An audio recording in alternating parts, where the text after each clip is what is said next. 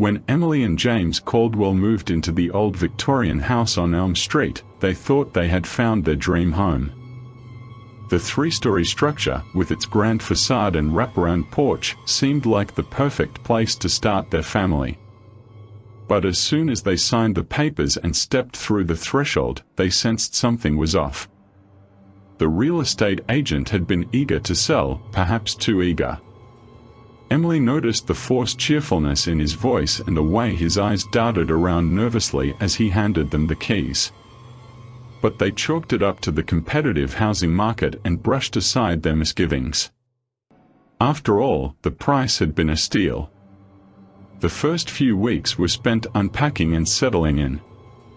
Emily, ever the homemaker, decorated each room meticulously, while James busied himself with minor repairs and improvements. Life seemed to be falling into place until they discovered the basement.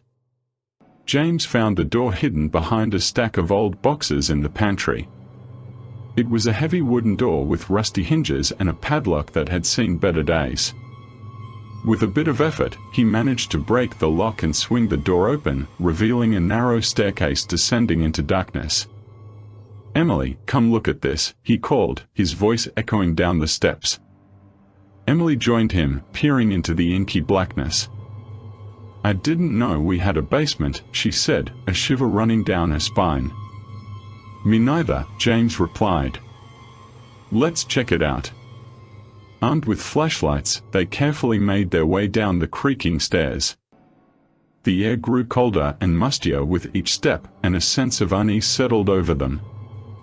At the bottom, their flashlights revealed a large, unfinished basement filled with old furniture, dusty boxes, and cobwebs.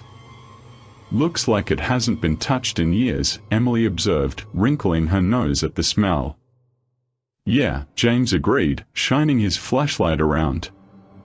"Let's see if we can find a light switch." After a few minutes of searching, James located an old-fashioned pull-chain light. He gave it a tug, and a single bare bulb flickered to life, casting eerie shadows across the room.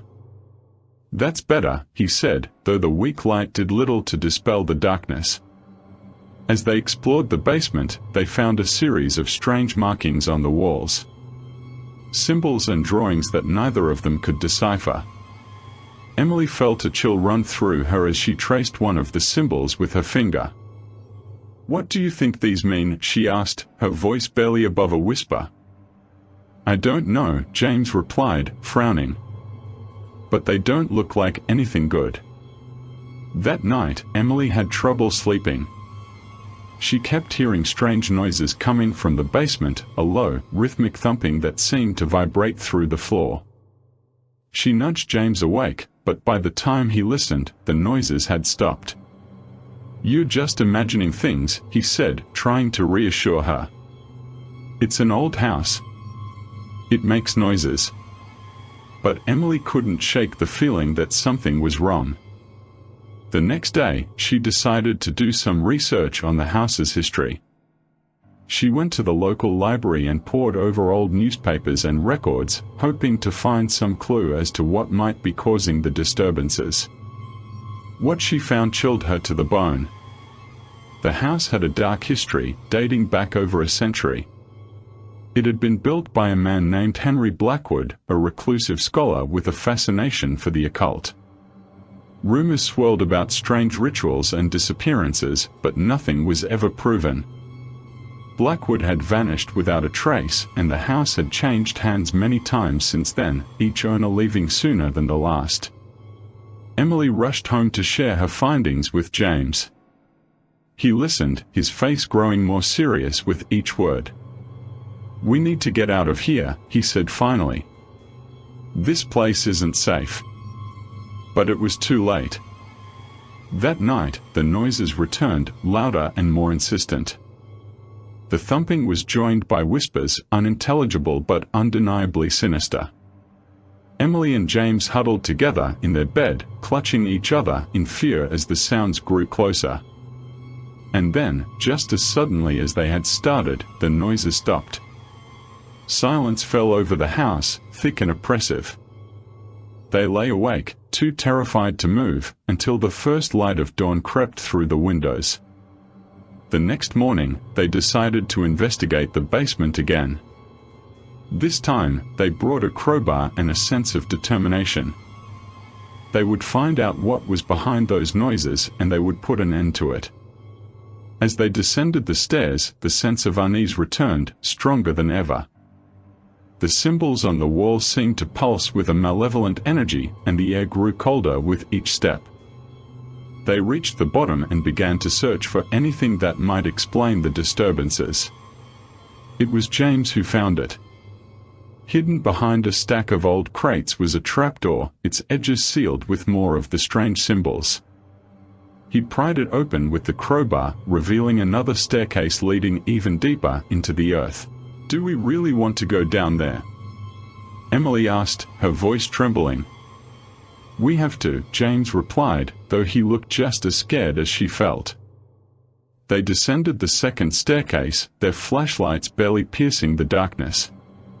The air grew colder still, and the whispers began again, louder and more urgent.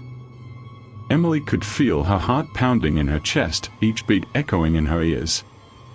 At the bottom, they found a small, dimly lit chamber. The walls were covered in more symbols, and in the center of the room stood an altar, stained with what looked like dried blood. Emily felt a wave of nausea wash over her as she realized what they had stumbled upon. "This is some kind of ritual site," James said, his voice barely audible. Before they could react, the whispers grew into a deafening roar. The shadows in the room seemed to come alive, writhing and twisting around them. Emily felt a cold hand grasp her ankle, and she screamed, trying to shake it off. James swung his flashlight wildly, but the beam passed through the shadows without effect. The grip on Emily's ankle tightened, pulling her toward the altar. She clawed at the ground, trying to resist, but it was no use. "Help me," she screamed, her voice breaking. James lunged forward, grabbing her hands and pulling with all his strength. For a moment, it seemed like they might break free, but the shadows surged around them, overwhelming their efforts. Emily felt herself being lifted off the ground, dragged toward the altar by an unseen force. "No!" James shouted, refusing to let go. "I won't let you take her." But his words were lost in the cacophony of whispers. Emily was pulled onto the altar, her back pressing against the cold stone. The shadows closed in, forming a dark, suffocating cocoon around her. She could barely breathe, her vision growing dim as the darkness consumed her. James fought desperately, trying to reach her, but the shadows held him back. He could only watch in horror as Emily was enveloped, her screams fading into the void. And then, with a final, echoing whisper, the shadows receded, leaving nothing but an empty altar. Emily was gone. James collapsed to the floor, tears streaming down his face. He had failed her. The house had taken her, just as it had taken so many others before. But he couldn't give up. He had to find a way to save her, to bring her back. With trembling hands, he picked up the flashlight and began to search the chamber. There had to be something, some clue that would lead him to Emily. He scoured the walls, the floor, the altar, but found nothing. Desperation gnawed at him. He couldn't leave without her. He wouldn't. He retraced his steps, examining every inch of the basement, but the symbols and the altar provided no answers. Exhausted and defeated, James sank to the floor, his mind racing. He had to think. What had the symbols meant? What had Blackwood been trying to accomplish? And how could he reverse it? The answer came to him in a flash of insight. The library. There had to be something in the records, something he had missed. He rushed back upstairs, determined to find the key to the mystery. At the library, James delved deeper into the history of Henry Blackwood, scouring old books and manuscripts for any mention of the occult practices. Hours passed, and just as he was about to give up hope, he found it, a journal, hidden away in the back of a dusty shelf. It was Blackwood's personal diary, filled with notes and sketches about his experiments. James read feverishly, his heart pounding as he uncovered the truth. Blackwood had been attempting to summon an ancient entity, a being of pure darkness that fed on fear and despair. The symbols were part of a ritual to open a gateway between worlds, and the altar was the focal point. But there was also a way to reverse it. Blackwood had included instructions for a counter-ritual, a way to banish the entity and close the gateway. It required a sacrifice, but James didn't hesitate. He would do whatever it took to save Emily. Armed with the journal, James returned to the house.